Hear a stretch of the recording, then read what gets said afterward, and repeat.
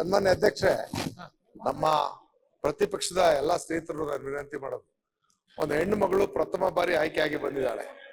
ಅವಳ ಮಾತನ್ನ ಆಲಿಸೋಷ್ಟು ತಾಳ್ಮೆನೂ ಇಲ್ವಲ್ಲ ಇವರಿಗೆ. ಅಲ್ಲ, ಪ್ರಥಮ ಮಾತಾಡ್ಲಿ ಅಂದ್ರೆ ಸ್ತ್ರೀ ವಿರೋಧಿ ಧೋರಣೆ ಅವರ ಇತಿಮಿತಿ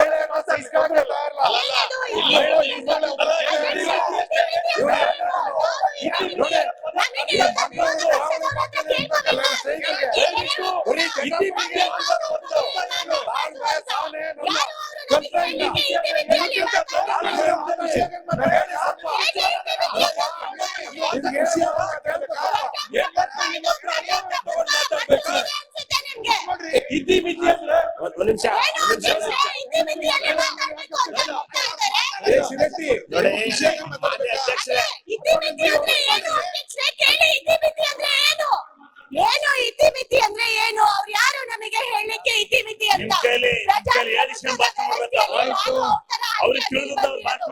ಆಮೇಲೆ ನಿಮ್ಮಲ್ಲಿ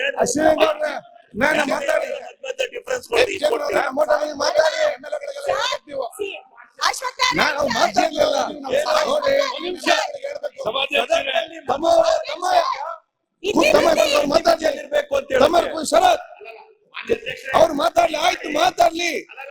ಇಕ್ಬಾಲ್ ಆಯ್ತು,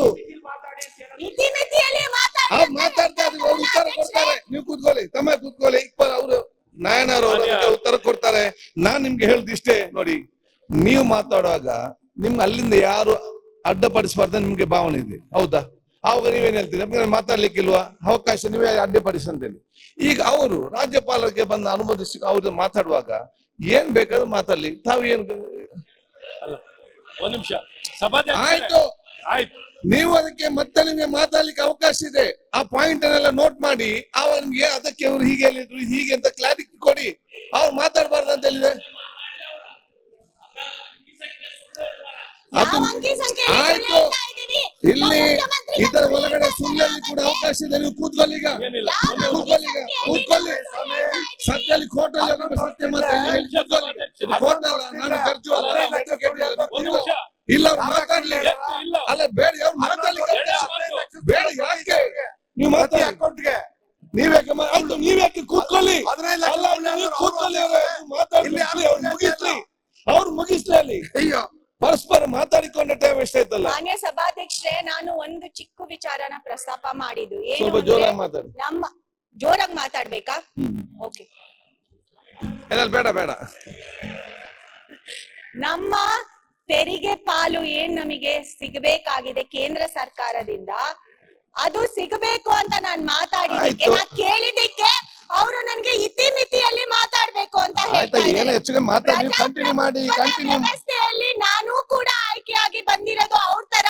ನನಗೂ ಸಂಪೂರ್ಣ ಹಕ್ಕಿದೆ ನಮ್ಮ ಸರ್ಕಾರದ ಬಗ್ಗೆ ಮಾತಾಡ್ಲಿಕ್ಕೆ ಅಥವಾ ನಮ್ಮ ಸರ್ಕಾರದ ಅಧಿಕಾರನ ಕೇಳಲಿಕ್ಕೆ. ಅವ್ರ ಹೇಗೆ ಅವ್ರು ಹೇಳಲಿಕ್ಕೆ ಸಾಧ್ಯ? ಅವ್ರು ವಾಪಸ್ ತಗೊಳ್ಲಿಕ್ಕೆ ಹೇಳಿ. ಅವ್ರ ಕ್ಷಮೆ ವಾಪಸ್ ತಗೊಳ್ಬೇಕು. ನೀವು ಮುಂದುವರಿಸಿ, ನೀವು ಮುಂದುವರಿಸಿ.